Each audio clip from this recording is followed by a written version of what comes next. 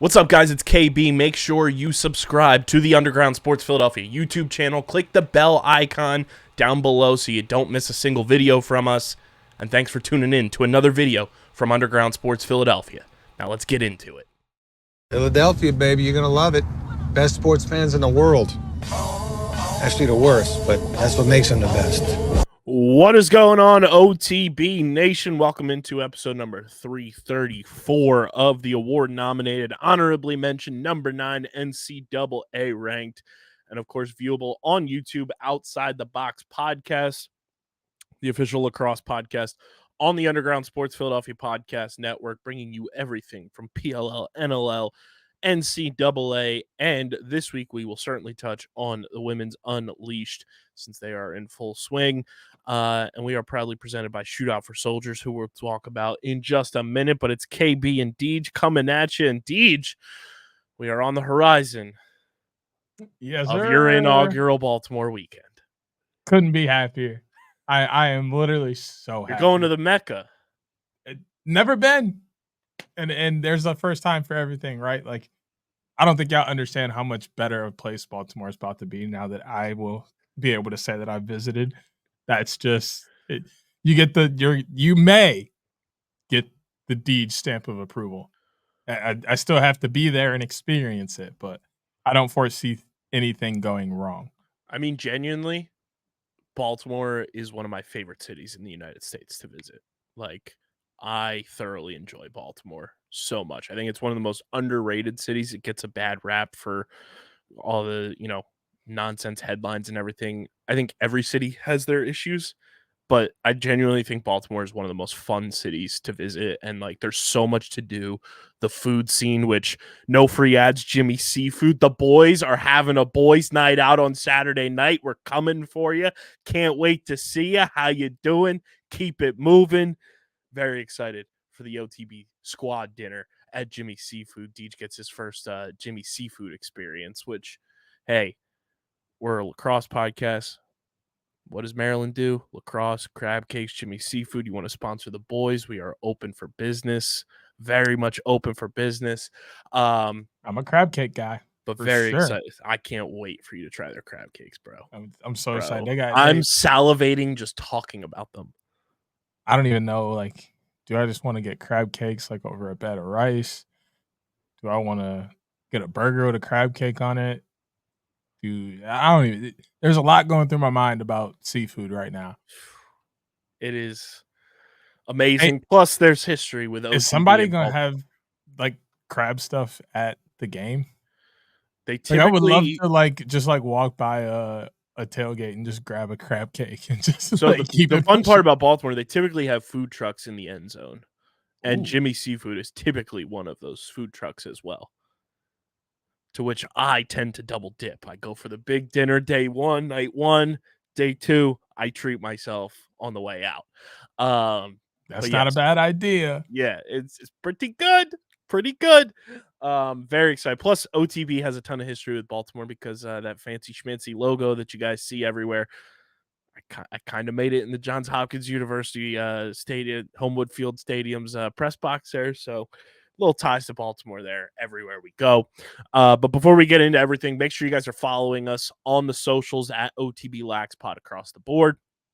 Make sure you follow Deej on Twitter at SCS_NextGreat. Follow Chase on Twitter and Instagram at the PLL Pipeline. Follow Hoots at Hoot Sport Media. Follow me at KBIZZL311. Subscribe to the pod. Subscribe.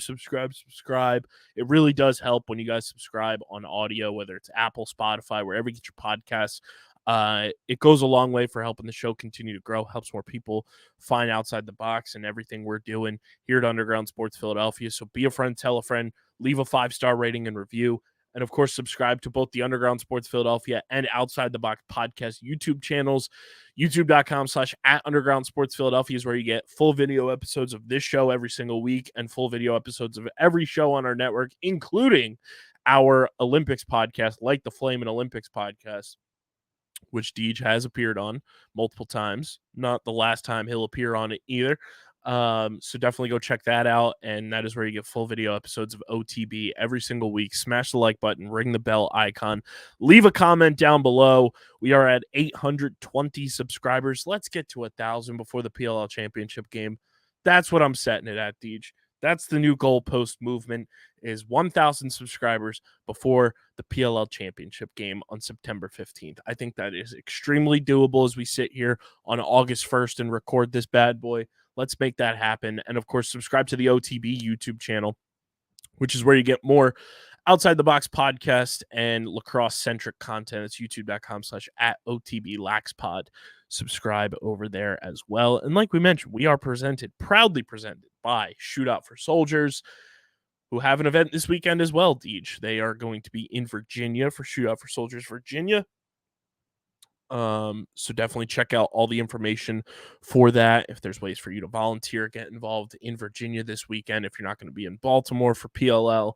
And Shootout For Soldiers' mission is to use lacrosse as a platform to support American veterans and foster community engagement. With over a decade of dedicated collaboration from local communities, lacrosse players, and the U.S. military, Shootout For Soldiers has emerged as a highly regarded industry partner, offering an unmissable and eagerly anticipated event. Established in 2012 as a high school project, this event has experienced remarkable growth in both reach and impact, raising over $5 million to champion veteran service organizations with unwavering dedication to their mission. Along with that over $5 million raised to date, they've had over 7,500 attendees and over 2,500 players. Plus, Shootout For Soldiers is in collaboration with two of the bigger announcements recently from the PLL, and that is the Stars and Stripes Classic going down before the PLL quarterfinals at Gillette Stadium. That is between the Navy SEALs and the Green Berets. That's going down on September 2nd before the PLL quarterfinals, and then the newly named Battle of the Badges, the 29th annual lacrosse game between the New York Police Department and the Fire Department of New York, going down before the PLL semifinals on Saturday, September 7th on Long Island.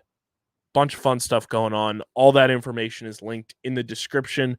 So definitely check that out. And Shootout For Soldiers also, we've been in collaboration with the Hero of the Game Spotlight of the Week. More of that is coming out over the next couple of weeks as well.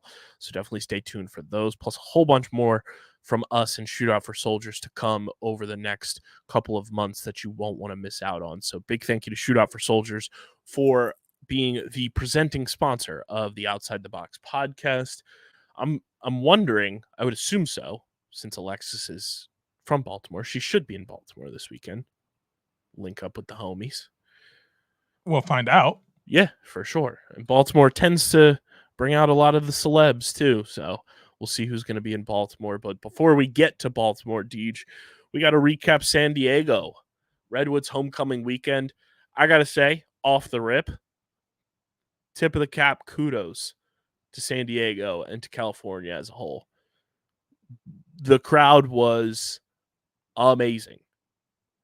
Like, I know the Seals have been in San Diego NLL wise at Pechanga Arena, has slowly but surely started gaining more and more in terms of filled arenas. But this was just an unbelievable crowd for a first time visit from the PLL on the tour. San Diego showed out. I was thoroughly impressed by the turnout.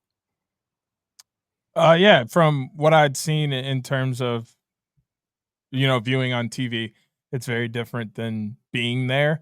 But I think ESPN has done a great job of trying to kind of catching some of the crowd pops and really getting a sense of how loud some of the stadiums have been. But like you also don't get the visuals like we have gotten at like Albany and Baltimore, or not Baltimore, Philly, where like you see the team kind of have that ambiance there. I wasn't able to see that because I wasn't there, but the sounds were great. And from what we heard from the teams that played against the Redwoods, they said it was absolutely drop dead silent when the order did something good. And like that's kind of what the PLL is looking for, is these communities to fully dive into these teams and like truly treat them like they're their teams. And I think California did an amazing job of that this weekend and bringing the energy and making it feel like a true home game. When the Redwoods were doing well, they were loud, they were active, they were having a good time. And when they weren't, it was very visible on their faces and they were quiet. Love that. Yeah, Andy Towers said in the post-game press conference after the Redwoods played the Chaos that it felt like they were the visitors. It was an environment that they were not accustomed to when it came to playing in the PLL. Our guy Diggs, shout out to Diggs, getting that screen time on ESPN, said that, when Chaos did anything, it was dead silent. It was quiet as could be. And when the Redwoods did anything, it was quite loud. And that was awesome. But to recap everything that went down, geez, the Woods got a win. It wasn't the game we expected, but they got a win in their homecoming weekend. No, wasn't the game you expected. I said I was struggling with the game, and I said the game I was struggling with was Chaos because of what happened earlier the year in Charlotte and just there's previous success against Chaos. I was the one that completely counted them out against the Whip Snakes because, checks notes, they only have 2 regular season wins against the Whip Snakes. Yes. I just knew the vibe wasn't there. But well, to be fair, we both did pick Chaos to win last week. Yes, we did, but I also said I was on the fence. I made that very clear that I was teetering the line and wasn't 100% sure and wouldn't be upset or surprised if Chaos came out on top. Or if the Woods came out on top. Yeah, Redwoods get a 10-8 win over Chaos in the second game of Saturday's slate. It was not a weird game. They obviously got shut out in that fourth quarter, and Chaos made it interesting.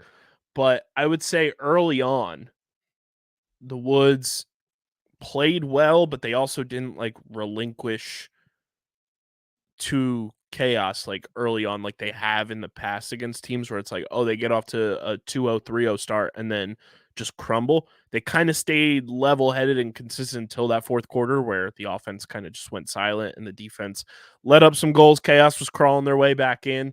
But a win is a win, no matter how you dice it up at the end of the day. And it was nice the entire weekend to see, I think, what everyone has been waiting for, and especially this coaching staff has been waiting for. Romar Dennis got hot as that California sun.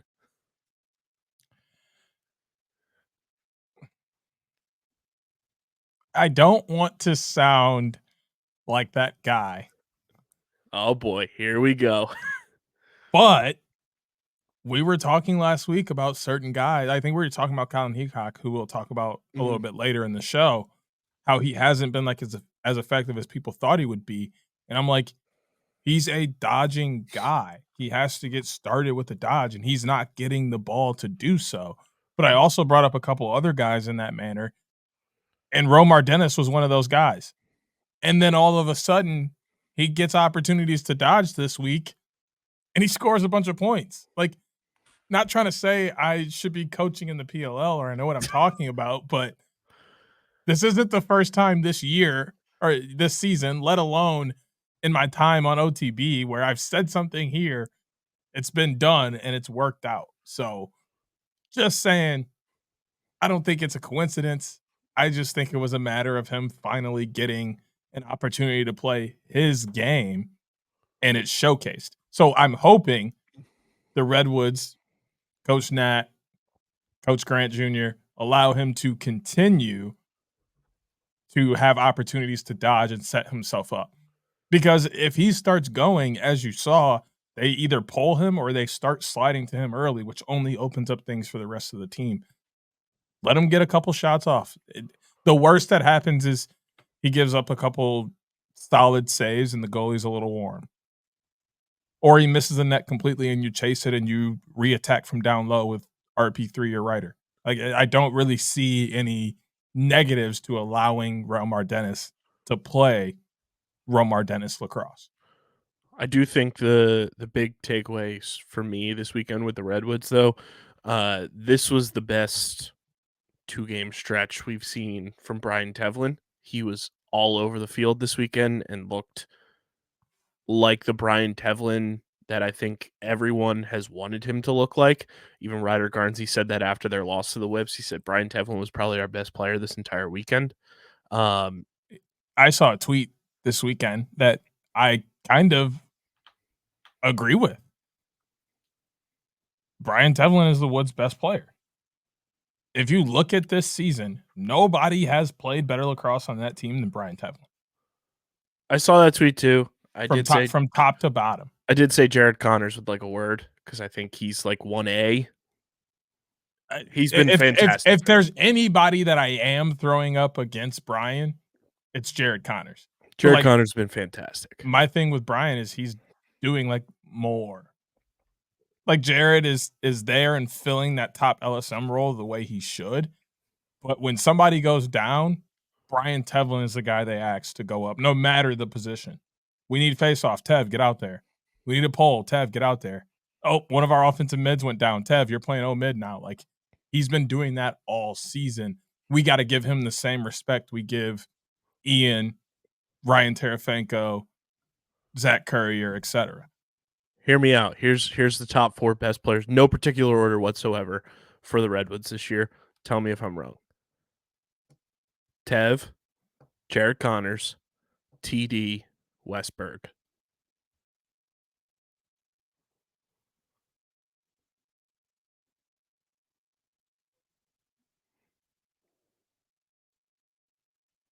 Yeah. Yeah. But yeah, big win for the Woods there against Chaos. Weird game for the Chaos though.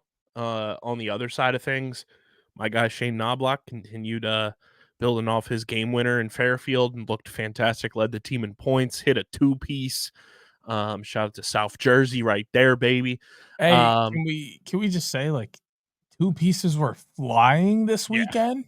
Like I don't know what part of it was the natural grass surface allowing bouncers to be a little more friendly to the shooter, but I don't know if it was the sun, were they hot, was it right in the eyes? Like the amount of 2-pointers this weekend, not even just like in this game which had 3, but across all 4 games was unreal. Slanging. Zach Geddes continues to be great as well. Josh Byrne has had a weird year. I think we kind of touched on it a little bit last week, but like when you take, we were talking before we started recording, like when you take a guy who, and Andy Towers said it, he got asked, I think Dan asked the question, like, are there things that you're trying to do to get Josh, like, for lack of a better term, and I'm paraphrasing for Dan here, back on track? Andy Towers was like, Josh Byrne's like the last person I'm worried about. And he was like, I know you have to like ask those type of questions, but I'm not too worried. But when you look at Josh Byrne, this is the first season he's not playing either NLL or PLL with Dane Smith, Kluch, Chase Frazier, and PLL wise, Ryan Smith in 3 years. And with Dane and with Dane since the PLL's inception. Plus, you take into account how long those guys have been playing together. Sans Ryan Smith, obviously, because he plays for Rochester in the NLL. He's played with that collective group, you know, himself, Dane, Kluch, and Chase Frazier for the better part of a decade, almost year round. You take that away from somebody, they're going to be in a different situation where they got to figure out different nuances to their game and playing with different people. And especially this year, he's playing with a lot of rookies. He's playing with guys like Ross Scott and Shane Knobloch and guys who he's never played with before, like a Jules Henningberg. It's just a different situation he's in. And we were saying too, like, it's not that Josh is playing poorly. He had 3 assists in this game. He's just not having a typical elite Josh Byrne year. And the season he's having, we'd say about 90% of guys would sign up to have it immediately right now.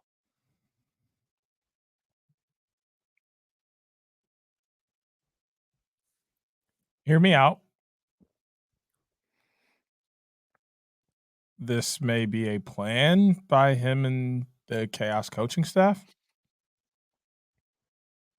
allowing the younger guys to get the footing under themselves, cook a little bit, and really like settle into the PLL. When you look at like the standings,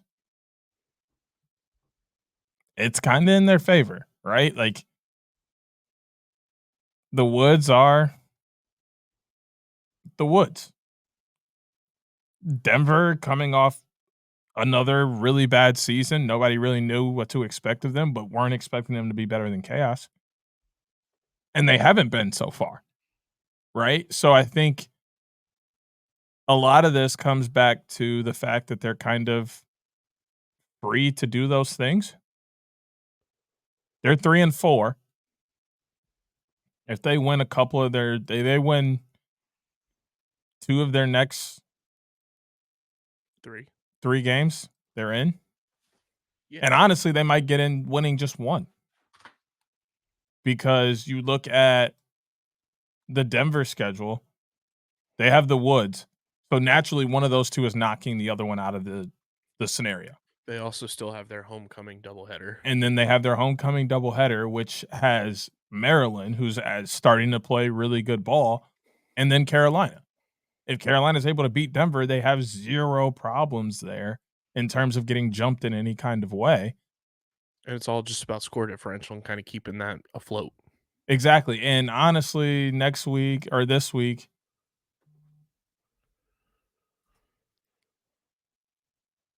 Chaos has Utah. That's tough. It's tough. Utah coming off their bye as well. Chaos has it tough. But the thing that they can hang their hat on is that they get to play Denver again. Mm-hmm.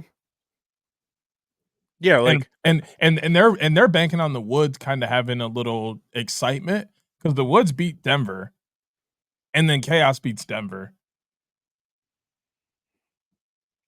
Chaos is in. The big thing with Chaos right now too is they're +8 on Denver in the score differential category, which is your number 1 tiebreaker. So that's a huge takeaway there. Is like right. You've kind of built a little bit of a padding there, even with your up and down, I'm not even I'm thinking more every other weekend. What Chaos has kind of done. I'm thinking more score differential here right now. If you're up +8 and they've given up the least amount of goals in the PLL, so I'm sure that's going to continue as Blaze continues to play well with his defense in front of him. If that lead for you stretches, if Denver loses to California. And then if you beat Denver, that stretches even more, kind of in both ways, because they have to take negative while you take positive. So whether you lose to Utah and Boston, which is who they have left besides Denver, it kind of doesn't matter. Mm-hmm. So I kind of see where they went with this. If that was the plan, was to allow him to kind of take a step back, let Dauber, Shane Knobloch, Ross Scott, Jules Henningberg kind of find their goings in this offense. And then because Josh is like a marble and Josh is like a marble and they're all like putty or slime, right? Like if he drops in, they're just going to mold around him, right? So it's like let them figure it out and then just drop him in. And then boom, everything's fine. So I'm not saying that's what they did, but I could see it being a possibility. And then he turns it up right as they head into the playoffs, and boom, this team's off and rolling like they have been.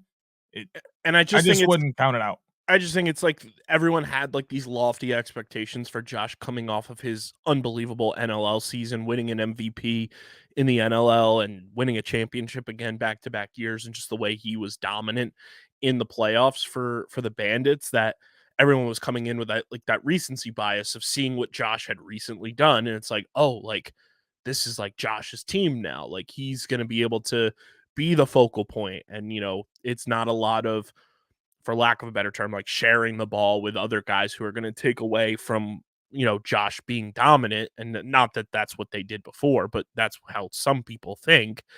But I'll tell you right now, your leader in points, assists, and touches for the Carolina Chaos this season so far, Josh Byrne. Josh Byrne. Yes, I know. It's just not a typical Josh Byrne year. That's the thing. Because he's not scoring as many goals. But Right. when you look, like, he's really helping this team on the assist side of things and really pushing this offense in a way that allows everybody to feel comfortable. He's going to feel comfortable no matter what. And Chaos in general aren't scoring a lot of goals. No. And when you have Blaze back there, you don't really have to. You don't have to. And I mean, that is something I was weirdly looking at the standings. Western defenses are better than Eastern defenses. And oddly enough, like the Waterdogs have one of the best defenses in the East. But the Eastern offenses are ridiculous compared to the Western offense. It's like, you look at the Western offense, I'm sorry, the only like really good Western offense is the Archers. The rest of them are good and can compete, but they're not on that level. Right. But then you go over and, like, I would argue that Maryland is kind of a little more similar to the other West Coast offense. Agreed. Like, if you switched Maryland and Utah, it would be two completely different conferences that shouldn't be playing in the same leagues. You know what I'm saying? Like, it's crazy, but like it plays out really well too, because now you're gonna have nice battles and everything when the playoffs come around. Like, I think it worked out the way they split, but that is something weird that I saw. So Chaos, I wouldn't be too concerned with the lack of offensive production, with air quotes there, because you do arguably have the best defense and goalie in the league. So things will work out. The first game from California, the Cannons take down the Outlaws 12-10, and the script in that game kind of flipped as soon as Jesse Bernhardt got injured, and he is out this week as well. That game was fun as all hell, though, man. It wasn't even just a kind of flipped. It completely flipped once Jesse got hurt. Like, that was the difference maker. Was that him game getting was so hurt. fun. It was like their defense kind of like lost all its bearings. And they talked about it a lot on the broadcast, but like, he was initiating all of their aggressiveness. So then when he went out, nobody really picked up on that slack. So, and there was no answer coming out of halftime from the offense either. And what you in one team, or I shouldn't say one team, one player that you cannot not play physically against is Asher Nolting. You have to be super physical with him. So without Jesse and not having that physical barrier and guy there to promote that kind of play, Chaos's offense slowly began to kind of just squeeze it out of them with physical play. Cannons offense. Yes. So did I not say Cannons? You said Chaos. I did not mean to. I was. We were talking about Chaos a lot. I was talking Cannons. This was Asher's best game, in my opinion, of the season. It's up there. This felt like last year Asher Nolting, where like there's been some, and credit to the defensemen that have been guarding him this year, whether it's been Ben Randall or whoever, Ben, Graham Hosick, like. I think that's the bigger thing is the defenders have played him differently. Well, not even just stepped up. I think he got a little bit more respect. Yeah, I think there were times where like the Archers played him and they didn't put Graham on him; they put him on Marcus. Like things like that, where it's like, we know this guy over here is a little bit better, so we're going to put our best defender over here, which allowed Asher a matchup that wasn't quite strong enough to defend him. And like this year, teams are like, we'll take Marcus taking a couple shots and getting some goals, but we're stopping this engine here because it seems to push the offense a little bit more.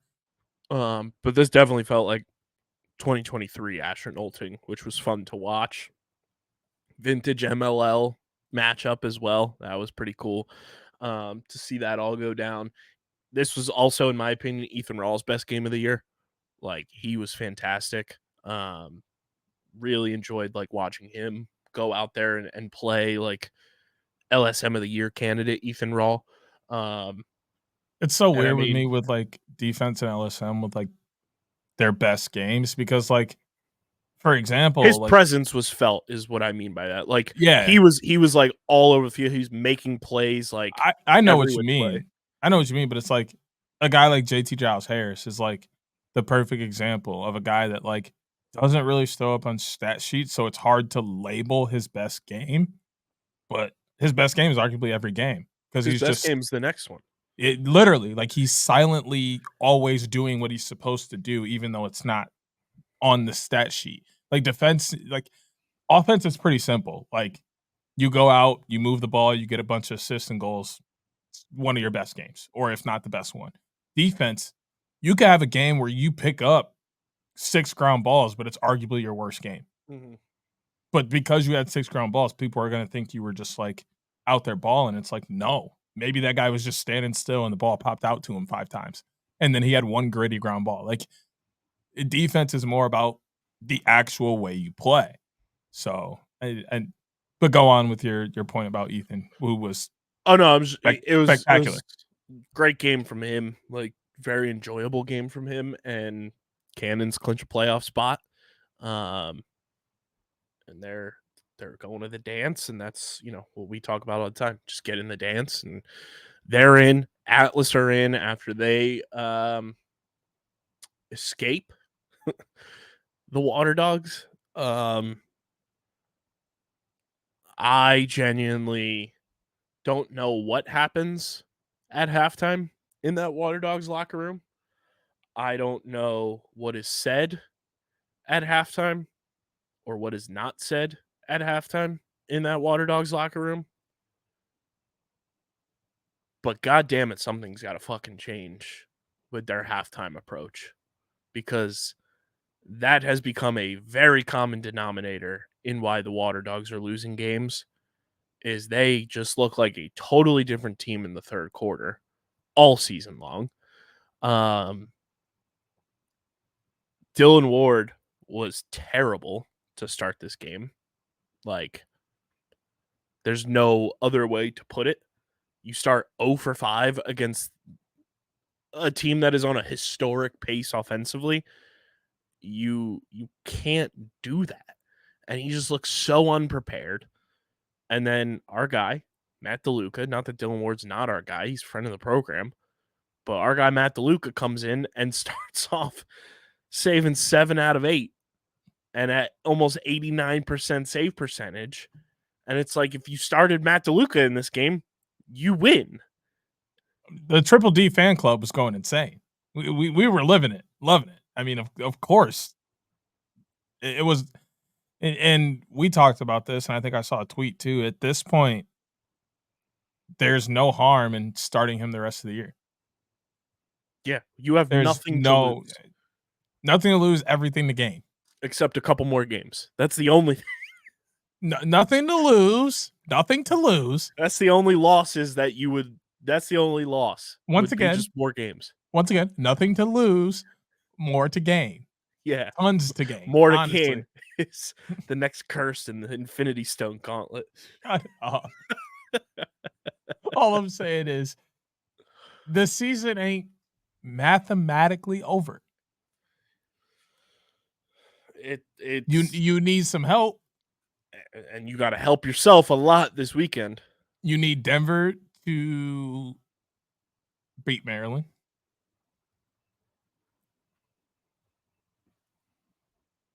Yeah, you're gonna need Denver to beat Maryland next week. And you need to beat Maryland this week. We lost. No, I'm saying you as Philly, the Waterdogs. Yeah, that's the right now. I'm not on the team. Hold on, let me not even talk about Denver. Let's back this up. The Waterdogs got to beat Philadelphia or Maryland this week. Yeah, it starts there, and that's a tough game because that's a home game for Maryland. And like the only beneficiary. And half their roster, like literally like 75% of their roster is either from Maryland or played at the University of Maryland. So, or two other guys, because I was going through the trivia question today. You have a Loyola Maryland and Alex Mazzone, former Waterdog, who went to Hopkins. But then you also have guys like Tucker, who went to Georgetown. Like, or there's somebody else on that team that left and went somewhere else. Who was that played at? Not Syracuse. Forget about it. Too much going on up here. But I just don't know how this game pissed me off in a lot of ways. As a Waterdogs supporter, and it pissed me off for a lot of guys on that team who we consider friends and consider, we're big time in their corner, because this season has not gone the way at all that I think the Waterdogs roster expected it to go. When your first quarter is automatically, this is going to be a barn burner against the top offense in the league, you got to strap in. And guess what? They did in the second quarter. You shut out the Atlas in the second quarter and scored 5 unanswered, including a 2-piece, your second 2-piece of the game. But then halftime comes and you somehow forget how to play offense, how to play defense, and you get shut out on your own and let Atlas score 3 and tie up the ball game. And then not only that, Atlas went on a 6-0 run until the very last 2-pointer that Rylan Reese banked to give you a last dying breath to make it a 1-goal game yet again. And I get the college game is different than the pro game and everything, and that's Tierney's background. But my God, the answer he gave to a question in that press conference, my jaw dropped as I had the Zoom call up on my phone driving home from watching my other passionate Philadelphia sports fandom team get kicked in the teeth at Citizens Bank Park, and hearing Tierney say, well, I don't really like the 2. Guess what, buddy? You got to learn. I was just flabbergasted. Like, this was not a good press conference week for Bill Tierney. I'll put it that way. I think you're overreacting. Okay. I think the bigger problem is not being able to defend the 2. I think you can win. I think you can win in this league without hitting a bunch of 2s. You don't have to have a bunch of plays drawn up for 2. You don't have to have guys cranking 2s all the time to win a championship in this league. You don't. But you have to be able to defend the 2. You got to be able to step out, apply pressure, and either give up 1s and score more 1s than you give up, or your goalie's got to be able to save some of these 2s. Or some of the 1s, because newsflash, everyone, Atlas didn't hit a single 2 in this game. I'm just saying that's the problem, is more so defensively than it is not shooting them or not having things drawn up or not liking it. It's more of just not being prepared defensively. And did they get a new defensive coordinator? I couldn't remember what happened with that whole situation. It's a new stat. I don't know if you would consider Sweet Lou a defensive coordinator per se. I feel like Tierney is probably like the de facto defensive coordinator as well. Sweet Lou reminds me of Coach Cav with the Archers. I'm just saying he was a player pick because he was with Cope at Champ Series, and the players on the roster like advocated for him. But I don't know if he's technically classified. I'll look on the website on their team page to see. Just if it's like a assistant or what have you. That's the real issue, is they're not defending it. The goalie can't get in front of it and make a save. Has nothing to do with. And this game too, you outpossessed. You won the time of possession game against the Atlas. It's hard to do this year. Not really. Because they're spending so much time in that 32-second shot clock. If you're using most of your 52, you're going to have more time than they have. That's not too hard, but not scoring in all that time is a problem. You were pretty much even in touches. Atlas had 2 more touches than the Waterdogs, 248, 246.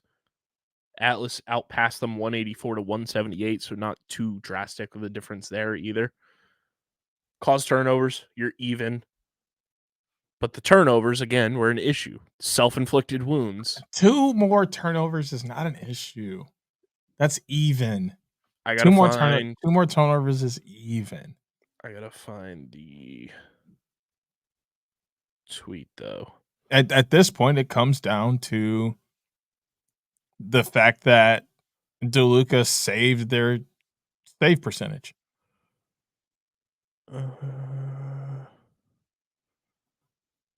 Yes, keep going on that because he's your guy for sure.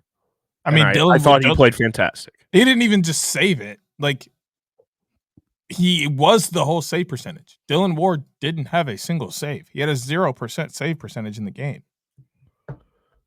Yeah, Like, here it is. that is where this game was lost. 50% of the turnovers the Waterdogs had were uncaused in a must-win game. That does not mean that they did anything wrong. Like, an uncaused turnover can be a guy that is literally streaking right down the middle, wide open, and the pass doesn't connect, and it ends up being an over and back. That doesn't mean that they didn't make the right play and didn't play right. They just didn't catch the ball, which happens even in the pros. Their real issue is Dylan Ward hasn't been Dylan Ward this year. And the other problem in this game, and then before this is not necessarily defending the 2, but then again, some of that falls on Dylan Ward. The other problem from this game in particular, you went 0 for 4 in man-up situations. I mean, honestly, nobody's man-up has been good this year. Eh, Like, nobody. The Waterdogs has. It hasn't been, like, great like it should be. Like, that's just facts across the board. Like, nobody is. That's where they've done most of their damage in a 1-6 season. But you can't go 0 for 4 when you have an advantage against the Atlas. I mean, technically you can. Yeah, they did, and look what happened. I mean, they lost by 1. Like, once again, I think this is more on their goalie scenario than anything else. You have traditional Dylan Ward, this team might be 6-1 instead. Maybe even 7-0. You're losing a bunch of games by 1 point, and we're blaming the faceoff and the offense and everybody but the guy who probably truly could have done something about it. Dylan Ward. He has not been good this year. And this goes back to NLL. He wasn't really that good with Colorado this year either. I'm just trying to figure out I don't know how I would calculate it. I was trying to figure out the Waterdogs power play percentage before this game. Well, but they only show power play shots. I don't know how many shots they took. Well, how many power plays do they have?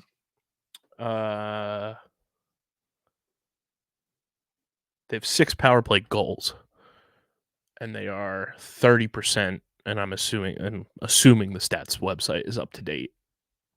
30% is not good. That's including the 0 for 4. Not good. Even before that, it wasn't good.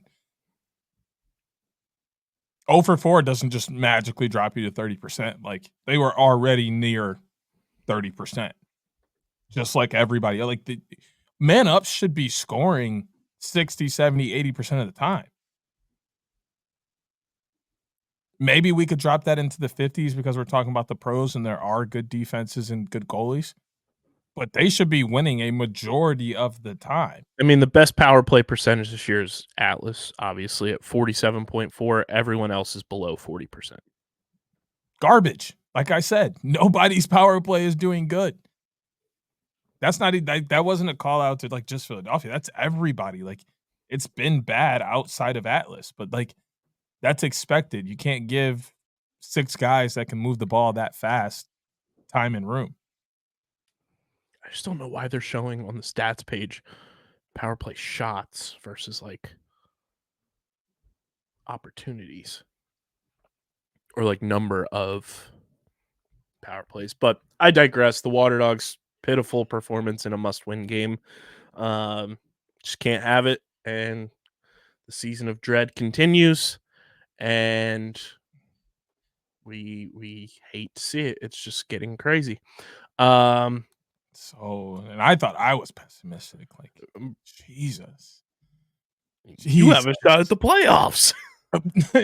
Because the Western Conference sucks. So Hey, don't give me that. You play with the cards you're dealt. I got now, lucky. we are getting dealt. And if we want to be hands, and the dealer is playing 21 every single time. If we want to be honest, I don't even have skin in the game because my area doesn't have a team. If anything, Chaos should be embarrassed that they lost to this team. Technically, I lost back last year when they decided to move this thing to teams and they didn't place one in my area. Just bad. You done lost a bunch of 1-loss games, 1-point games, and you don't want to blame the right people, for right person. Honestly, I'm sorry. To me, this is a Dylan Ward thing. I have been extremely critical of Dylan Ward this year. Okay, then you good. Just don't. But what do you say? Fuck me for? It's not the whole team, dog. I think honestly, most of this team has been doing their job. It's been Dylan Ward and it's been the coaching staff. Hey, we good. We can move forward. I have been hand over fist on the table. All I'm saying is you a little too angry for what's going on. Just too angry for a 1-6 team. Just. Oh my. Oh my. You could be the Redwoods who are 2-5, and like, sure, we've won 2 games, but when you really look at it, the games we lose in, we look like we shouldn't even be playing lacrosse. 2 is greater than 1. I hate you. That's just math, baby. Hate you. Oh, now you want to be good at math. Hey, I never said I was bad. Whipsnakes win 18-13. That's huge for them because not only is it a win, they improve score differential and move ahead of the Waterdogs in score differential heading into their homecoming weekend. And Tucker Dordovic is fucking nasty. He's real good. He's real good at that lacrosse thing. He's more than just real good. Like this was pretty much his season debut. Like last week was just a little practice. Like he got out there, like that was almost like training camp for him. He's like, let me get out here, get moving again, and for real, I'm here. We gonna play. And I mean 3 2-bombs, tying the record for a single game, insane. And I just saw even last week when he came out and scored in the first play of the game, I was like, dudes are just they're becoming real dudes now. Because like, how do you just sit out for weeks and then just come back and deuce on the best players in the world? Like that, it's crazy. Yeah, he's real good. So your standings going into Baltimore weekend and Whipsnakes homecoming weekend. New York Atlas and Boston Cannons both 6-2. They're both in the playoffs. The Maryland Whipsnakes at 3-4. The Waterdogs at 1-6. Utah Archers were on a bye. They're 4-2. The Carolina Chaos are 3-4. Denver Outlaws 3-3. California Redwoods are 2-5. That's your standings there for the PLL as we head to Baltimore. And before we talk about Baltimore, I want to talk to you guys about our awesome Olympics podcast that's powered by Shopify. That's right, Shopify, that iconic green bag, is one of the most iconic logos in all of the world, and Shopify is the #1 leader in commerce and e-commerce to get your business booming in the right direction and get you in the green, just like their logo. They started Shopify, the founders of the company, because there was no commerce website providing everything that they needed in order to sell snowboards. They wanted to do it. Nothing was hitting their needs. So they said, we're going to go and do this ourselves.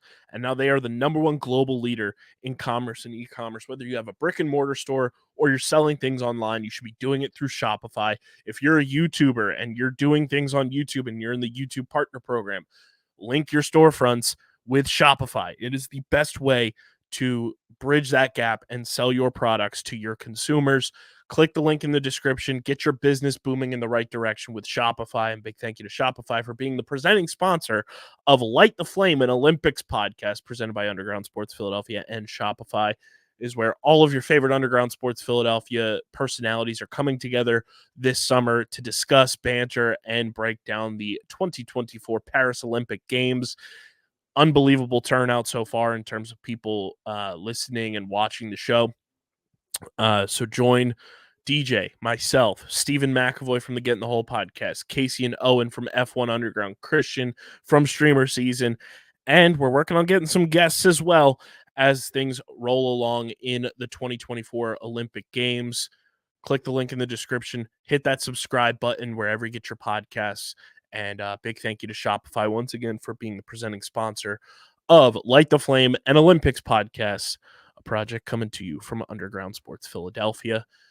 Deej, let's get into Baltimore as you get set for your first trip to Johns Hopkins University and Homewood Field. We've got quite the slate of games on deck. What are your big three things you are looking forward to from this weekend, August 3rd and 4th, also Hall of Fame weekend and PLL Junior Championships weekend in Baltimore? First off, just being able to be on the campus of Johns Hopkins and take in the venue and what it's like to be there. I think that's going to be huge. Something I've been looking forward to for a few years now.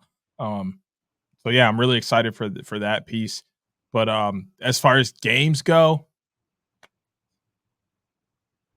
this is a weird weekend.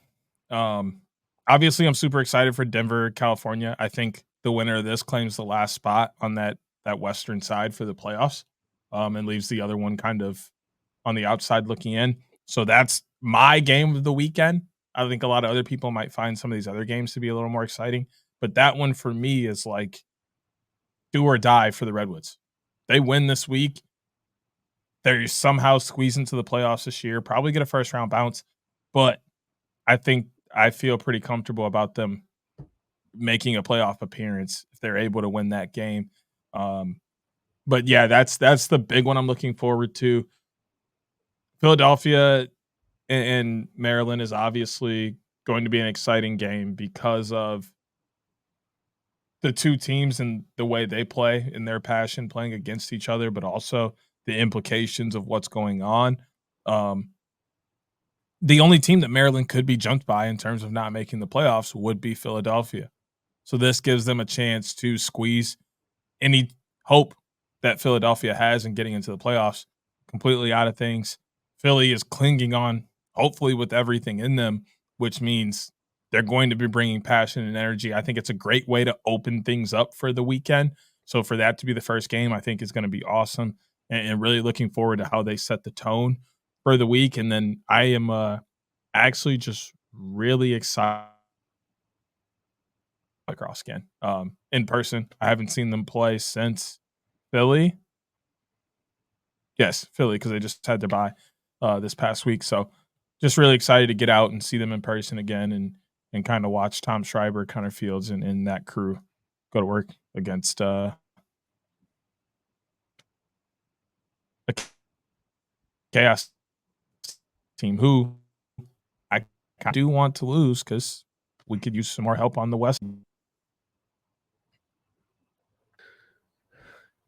Yeah, the PLL is doing a real funny thing, putting the Waterdogs on national TV. Just continue week over week, getting handed losses hand over fist. ABC again for the people. Whew.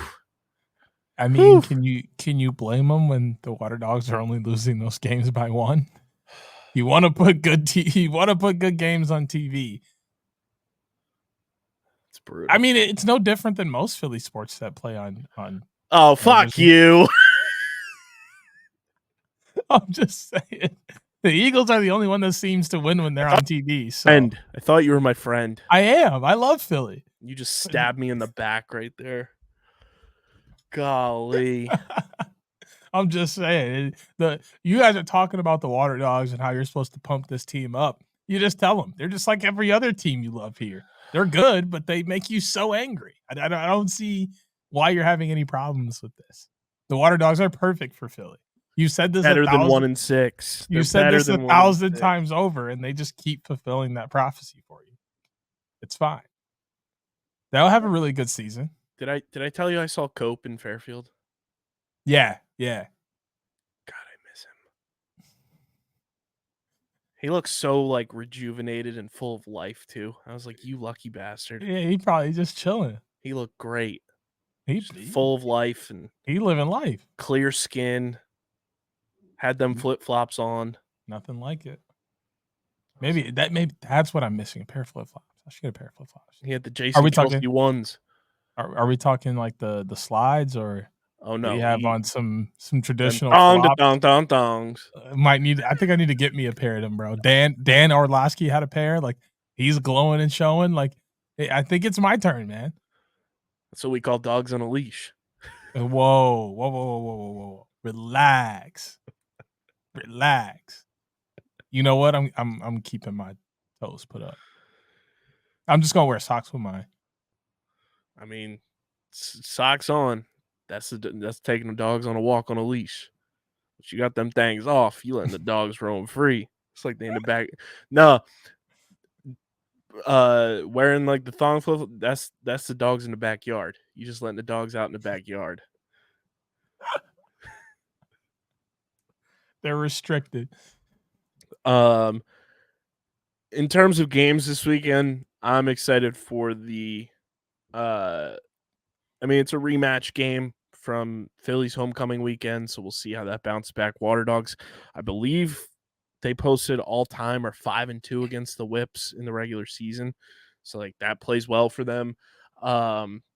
Chaos Archers is one of the most underrated rivalries in the entire league. So very excited for that to get another chapter in here. And I mean, Whips Cannons is going to be quite interesting, I would say. You know, you get the old Bryce Young and Kirsty against their former team. There's a lot of good games, and I think Outlaws Redwoods is going to be, very fun, to say the least. 2 games on ABC this week. Waterdogs Whips on Saturday at 1, Cannons Whips at 3 on Sunday.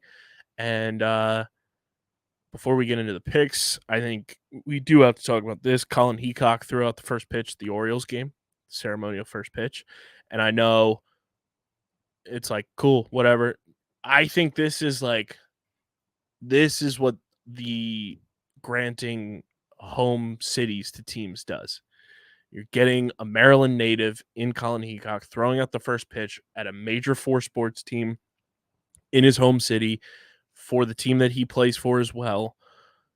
It's bridging that gap with the PLL to the major 4 sports. And I think this is a bigger deal than people will probably make it out to be, just because it is kind of just a one and done type of thing.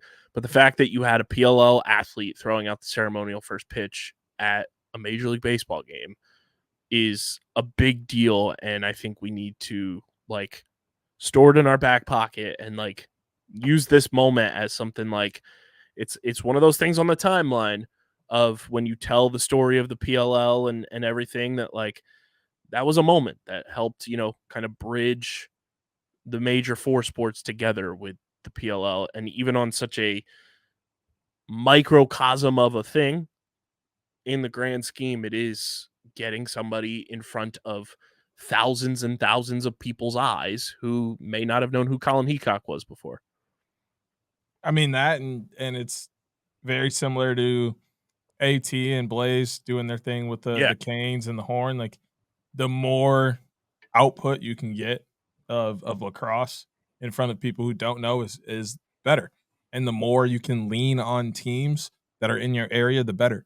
Most people, not all, but most people going to sports games enjoy sports, not just the sport they're watching. So if you can get other sports in front of them that they don't know, you're bound to find a handful of new fans. I think it'd be a little bit harder with baseball, considering when their season is and the long history between baseball and lacrosse and how much beef is there in general. It's not quite there on the pro level, obviously, and definitely not quite in college, but kind of the younger ages and some of that persists through college. And it was nice kind of being in college and dispelling some of those things for baseball players at my school and just being like, hey, we're not all what you see out there. And, baseball is cool too. We don't mind that you play baseball. We're not going to try and tell you your sport sucks unless you tell us ours sucks. So it's kind of just a matter of continuing to gel the sports based off of how people are interested. basketball is a great sport to get in front of because they're very similar, and the speed is back and forth. Hockey, same thing. Like you can't go wrong having lacrosse players in front of any other sports fans. Yeah, I think it's a big deal and it should be talked about more. And I think it's a great job by the PLL, by the Whipsnakes. Colin, being like, yeah, I'm going to do this. It's my hometown team that I grew up rooting for. I think it's really cool. And, shout out to the Orioles as well for giving Colin and the Whips and the PLL that opportunity. I think it's really awesome and a step forward in the right direction for sure. Deej, I think without any further ado, we head on over to the pick pond as we get set for a Baltimore weekend at Homewood Field. And it is brought to you by Kenwood Beer, our beer money picks of the week. Brought to you by Kenwood Beer, the official beer partner of Underground Sports Philadelphia. It's a refreshing light beer, just 4.1% ABV, only 120 calories and just 8 grams of carbs. And guess what, Maryland? Kenwood Beer is available in your market. Go to kenwoodbeer.com, use the Kenny Finder to see who's got Kenwood Beer on tap in the Maryland, Philadelphia, New Jersey, and Delaware areas, as well as in that Pittsburgh area of Pennsylvania. Also, go to the Kenwood Beer storefront. Check out all the awesome merchandise they have to rep Kenwood Beer. That's kenwoodbeer.com. Must be 21 or older to do so. And, of course, please drink responsibly. Deej, we start on Saturday, 1 p.m. Eastern Time, ABC. Waterdogs, Whips. Is there any hope for the Waterdogs in your mind? Nope. Well, I shouldn't say that. I think there's a little bit, and I think it hangs on if they decide to stay with Dylan or if they switch over to DeLuca. I think DeLuca gives them a little bit better chance, just based off how Dylan Ward has played this year. And like I said, that goes back to NLL. He wasn't very good with Colorado this year. This isn't just a Philly PLL thing. It's more of a is Dylan Ward okay thing. So if DeLuca's in net, there's a chance. But I really think the Whipsnakes are kind of starting to hit their groove, which is scary heading into the playoffs. I'm giving them one more chance, one more opportunity. This is the week. If you want to save your season, you have to do it here. I'll die with the ship here, and I'll take the Waterdogs. Outlaws, Redwoods, 3:30 p.m. on Saturday. The appetizer to our OTB squad dinner at Jimmy Seafood. No Jesse Bernhardt this week. He is out. To your Woods, get another win? How you feeling?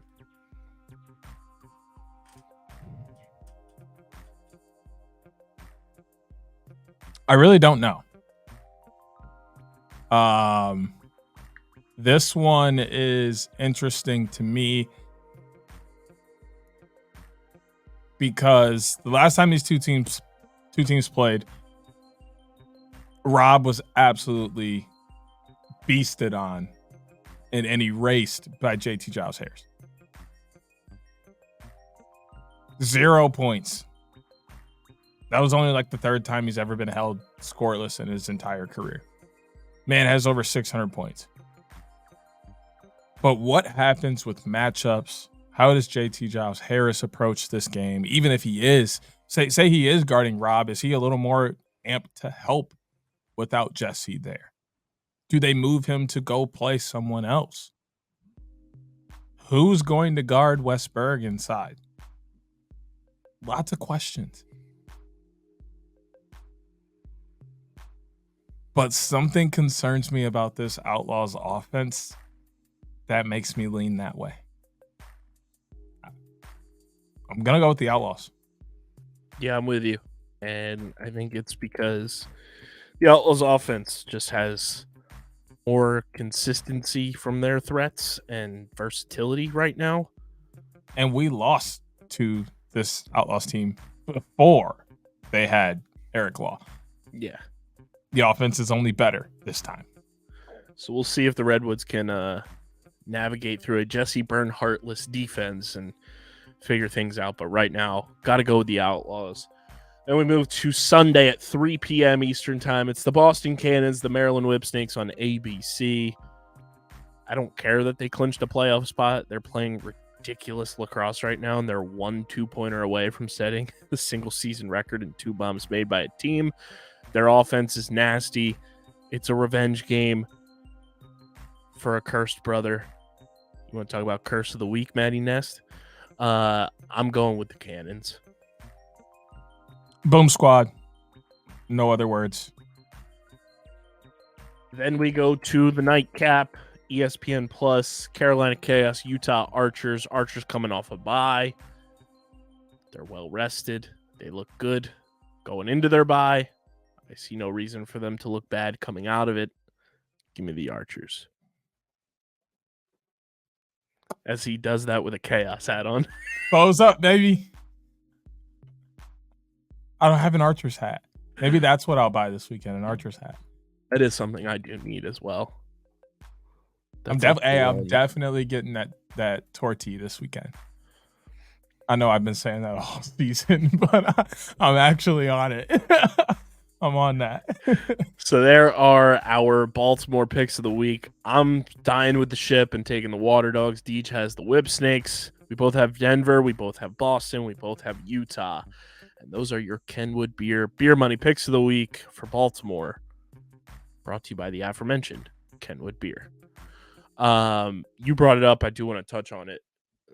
California was also just a huge milestone weekend.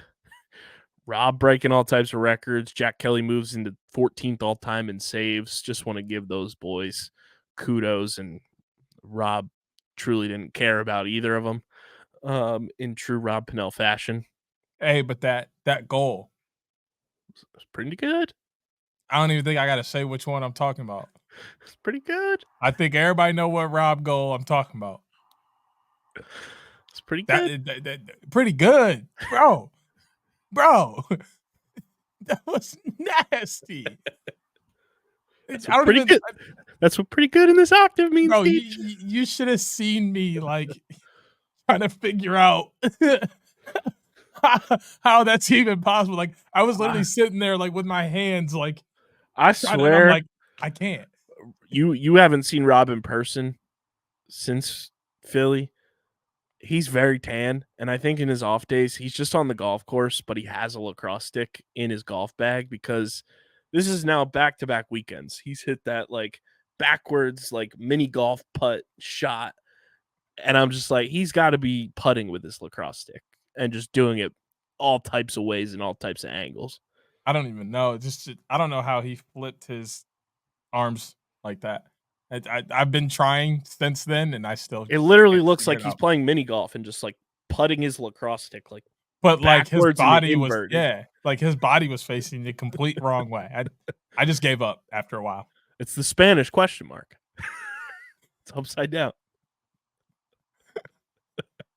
It works for me. But kudos to Rob. I mean, 600 is crazy. Third player to ever do it. Joins Paul. Joins John Grant Jr. Pretty cool. Yeah, and I definitely accidentally lied to you about the streak thing. There is a badge for 100-day streak. Oh, say less. So. Say less. Before we keep it pushing to the last topic of the episode, I do want to give a shout out to future friend of the program, Lizzie Colson. Her book is now available for pre-order. We'll put that in the description for everybody. Run that thing up for Lizzie. She is one of the best humans I've ever interacted with in this sport, and her new book is out. So definitely go check that out. It'll be linked in the description. Free ad for Lizzie just because she's the GOAT. But do want to talk to you guys about our awesome PLL app code. As Deej mentioned, there's a badge for 100-day streak. PLL app. It's a game changer. It's a lifesaver. It is truly the best app that we use to cover this sport and to cover this league. Download the PLL app and use it. Literally, just it's gamified. So every day there's something new to do in the PLL app.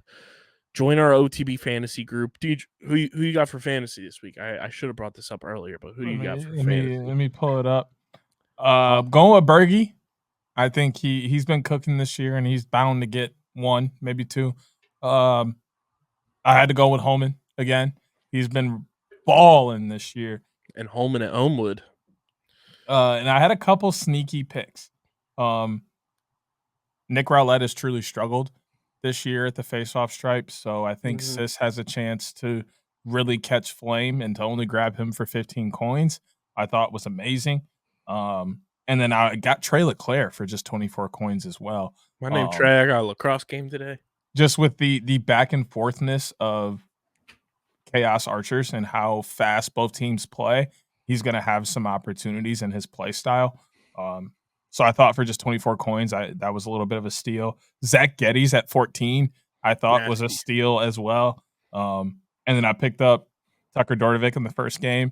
And no disrespect, but this was all based off the fact that Philly defense against midfield has not been good this season. So, and he's a 2-point threat, which you guys have also not been good at defending. So that was my whole point in going there. And then I picked up Kirsty in net. I am going with my sneaky pick of the week for 16 coins. You're telling me I can get Matt Moore off a bye? I thought about it, but I don't know. He's been hot.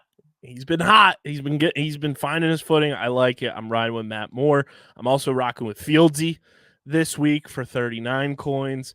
I'm going Tucker Dordovic game 2. You're doubling up? I'm doubling up. I refuse to double up on offense. I hardly ever do it. I did it one time with. I rarely do it as well. Actually, I did it the last 2 weeks with. I did it 2 weeks ago with Schreiber and Fieldsy, which worked out very well. And then I did it last week with Matt Campbell and Marcus Holman, which worked out all right as well. I'm going Tucker Dordovic, but I'm going game 2 Tucker against the Cannons, because Cannons launch 2s. If the Whips want to stay in that game, they're going to need somebody to answer a little bit. I think Tucker is going to be very, very good all weekend long. I'm also going with who I believe is going to be the two-bomb king of 2024, and that is Matt Campbell. And then I have for 9 coins, one of the best defensemen on the season. All right, Witcha, time to step up. There's a reason he's only 9 coins this week. And right now, I have Matt DeLuca in net for myself. And then I'm going with game 2, Joe Nardella. Yeah, good. Witcher, he's kind of been my safe haven most of the season. But he's production-wise, in terms of PLL fantasy and how they count points, he's been on kind of a downward trajectory. So that's why I went against him this week. I had Jarrett Connors for a while, who was only like 11 coins or something like that. Like they're giving some solid defensemen some quality chances to be picked up on rosters this week. Yeah. So we'll see what goes down there. But also use our PLL app code OTBPOD in the redeem code section, and you get 500 XP on your account. That's code OTBPOD for 500 XP on your PLL app account. Deej, the other big story. NLL Free Agency is delayed. The league put out a statement. It's delayed until August 29th. Free agency was supposed to open today as we record this on August 1st. There's rumors, the rumor mill is swirling, that Panther City's ownership group is trying to sell the team. There could be a potential dispersal draft on the horizon if they don't sell the team.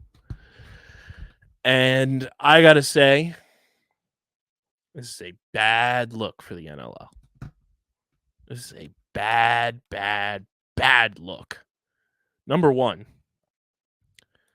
if you're Panther City and you have seen the trajectory of your franchise since coming into the league. You've been talented on the floor, but everything else about your operation has been, to put it lightly, lackluster. How do you not inform the league either during or immediately following the season that you intend to bail out and sell the team? That's my first thing. Granted, we don't know these answers. We don't know how everything operates.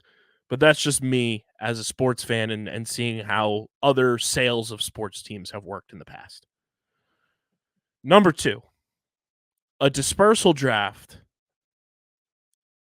in 2024-2025 in the NLL would be a disaster of a look on the league. With the way that you have expanded,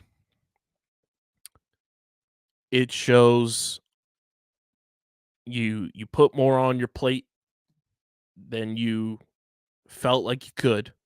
Okay. Before you go any further, I would say that if it was the PLL, but because the NLL has their own owners and everything, like it's a little bit different.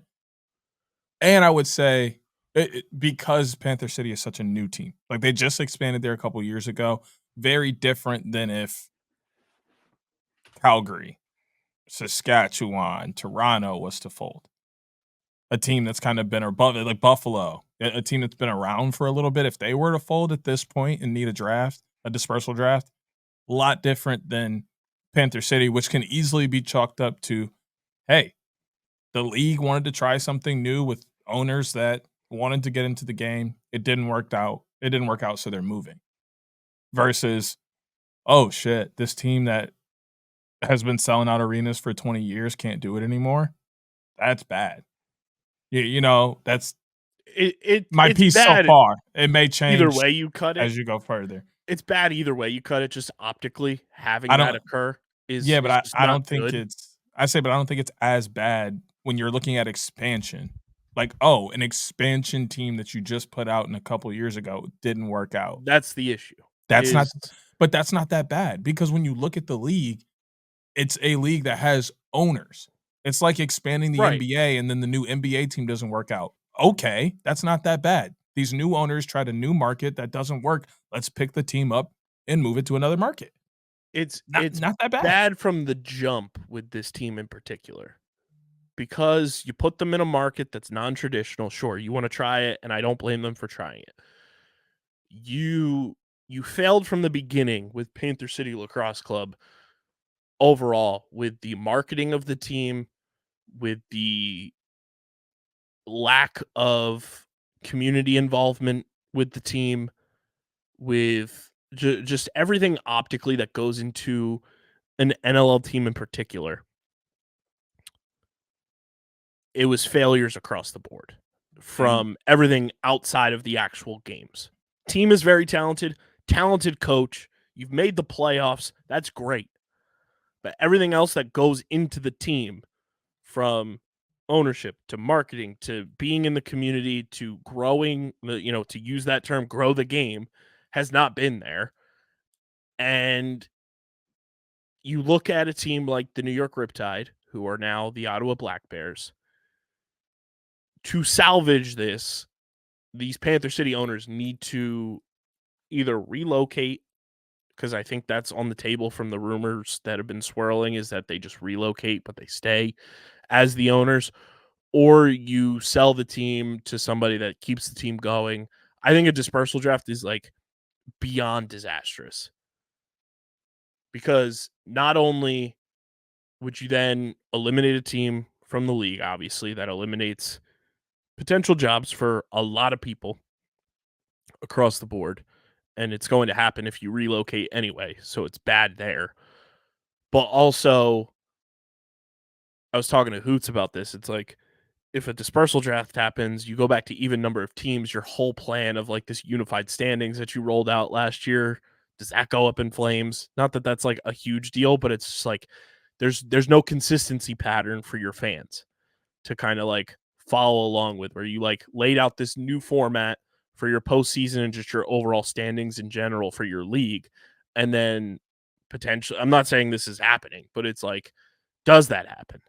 It's just a lot of like ebbs and flows that is just not great for the NLL, and for it to kind of just like be sprung upon everybody days before free agency was supposed to open, and now teams can't talk to restricted free agents or free agents that were on the team last year until free agency opens. Like, now you have an entire month, and it's just one thing after the next since the pandemic with the NLL, where COVID cancels the season.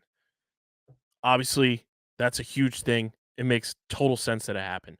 2021 season gets canceled because of just more ongoing travel issues with COVID and obviously the Canadian borders and everything. Then, you're trying to get teams back into play and getting people back into the arena, building things up. Then you get a team that goes from an alleged hotbed, which obviously we know Long Island is, but you have a team relocating from New York going to Canada. Now you have a team that nobody knows what the deal is truly, and now your free agency period is delayed until the end of August, when I'm pretty sure the draft is like mid-September. So now you're going to be combining free agency with the draft. And sure, the NLL draft is more like the baseball draft, where you're not going to have guys potentially right away, but it's just one thing after the next that just like the dominoes just keep falling and falling and falling. It's like, when does the avalanche stop? When do we have a normal NLL season again? Probably never. So just roll with the punches. I don't think the Panther City thing is truly that bad. I think this would be so much worse if it was a league like the PLL, where like the teams are dependent on the league. Like, like marketing and everything for the new team is based on Panther City. Every team has to market themselves and sell themselves, and like it's all on the owner. They had bad owners. I don't blame the league for those bad owners, unless you want to go as far as saying they didn't do enough to vet them to make sure that they were going to properly do things. I will But say that Panther City and Panther City Lacrosse Club is an NLL trademark, and that was like league filed for the team. I mean, I understand that, but like once again, like they do still have owners. So like it can be league filed and all that, but they're handing that over to the owner saying, "Here, make this what you want it to be." And then the owners didn't do enough. I'm not blaming the NLL, other than maybe they could have done more vetting to make sure that like it would sustain for 5 years, 8 years, something like that. Other than that, this isn't on the league more so than it is on the owners.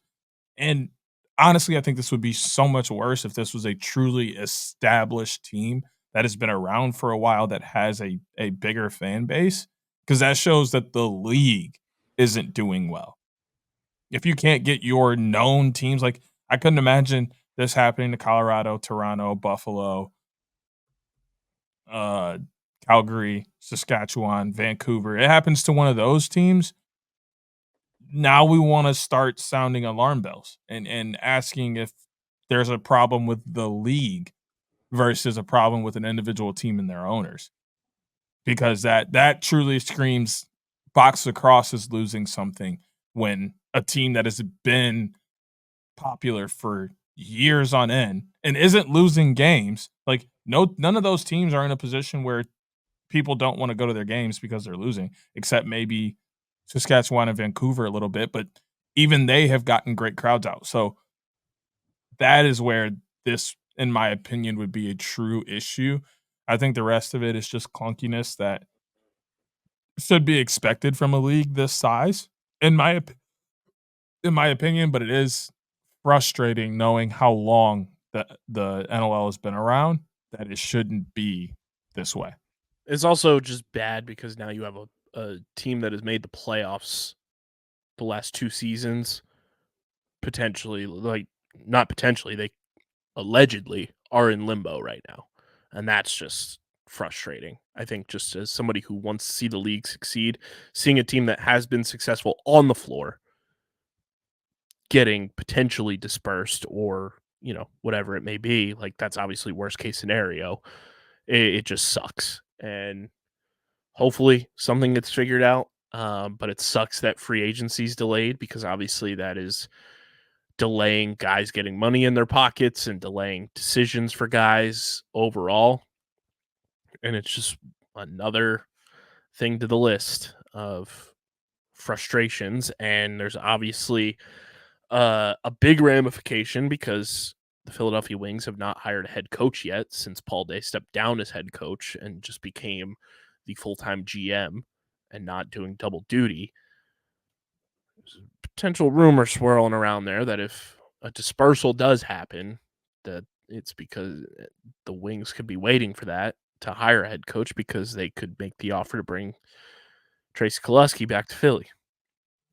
Now, me, as somebody who covers the Wings and wants to see the Wings do well, that would be a huge get to bring TK back to Philly, to a team where he had a lot of success as the offensive coordinator, where he is well respected by the players on the roster when he was here.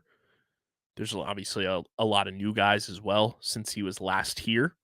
But you're telling me like you get Mitch Jones and Ben McIntosh and the rest of those boys who are brand new here, and Joe Resetarits into the hands of TK as an offensive-minded head coach, that he wouldn't have a field day? You're kidding yourself.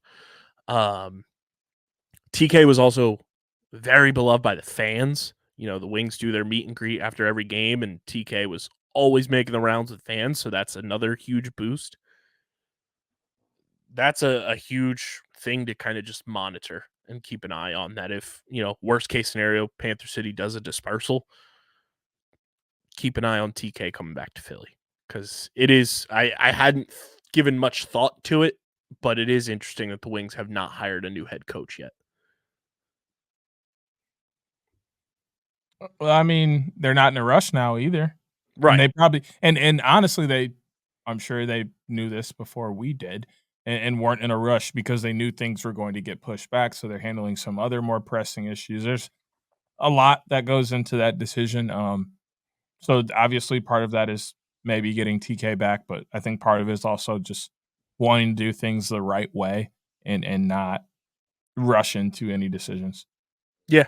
So we'll see what happens. Week 3 of AU Athletes Unlimited Women's Unleashed Lacrosse goes down this weekend. Whole lot of new teams. I'm still figuring out the whole draft process with that. But, you know, the squads, no matter who's on what team, are always loaded. So we'll see how that all shakes out. There is a game on ESPN2 at 3 o'clock on Saturday, and a game at 5:30 on ESPNU. And then on Sunday at 1 o'clock, ESPN2 also has a game for AU women's lacrosse. So definitely check those out as well. And then a bunch of the games are also in Bally Sports, regional sports networks. So tap in there if you have Bally Sports in your market. But Deej, let's gear up for Baltimore weekend. I'll be picking you up at the airport in 27.5 hours to gear up Is for it that Baltimore. quick already? I think if I did the math right. No, probably a little more. Probably like 30-ish hours. Yeah, something like that. But crab cakes will be on deck. I can't wait. My stomach has been growling the entire episode. I am so hungry. So we're going to wrap I up heard here. it at one point. Probably. I'm starving. Jimmy Seafood, can't wait to see you boys. Make sure you guys are following us on the socials at OTB LaxPod across the board.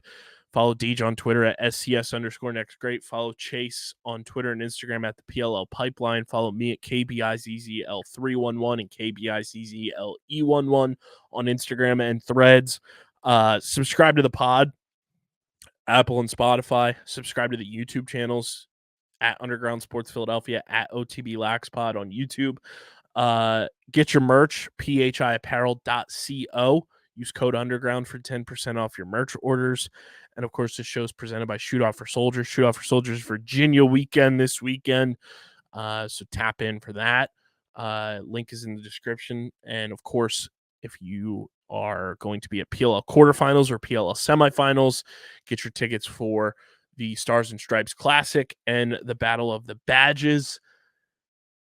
And this has been episode number 334 of the award-nominated, honorably mentioned, number 9 NCAA ranked, and of course viewable on YouTube, Outside the Box podcast, the official lacrosse pod on the Underground Sports Philadelphia Podcast Network. For Deej, I'm KB. We'll see you live from Baltimore this entire weekend. The boys. It's boys weekend in Baltimore. The boys are back in town. The boys coming to town. But we will see you guys in Baltimore. Enjoy this weekend of lacrosse, and we'll catch you back here next week where we're gearing up for Denver, and Hoots is going to be boots on the ground. Hoots on the ground. That's what it's going to be the next 2 weeks for us because he'll be in Utah as well. And guess what, Deej? In 8 days from recording, I'm going to be laying my big back ass on the beach, enjoying a vacation day like no other. And I can't wait. It's glorious. We'll see you guys next week.